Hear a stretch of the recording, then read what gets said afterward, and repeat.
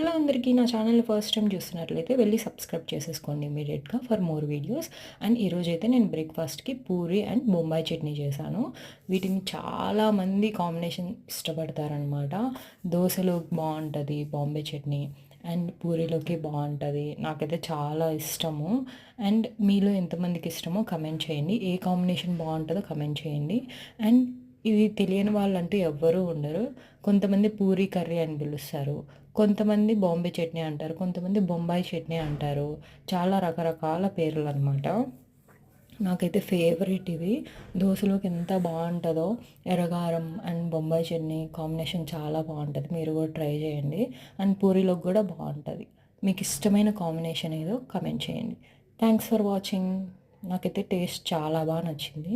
చాలా బాగా కుదిరింది కూడా ఈరోజు.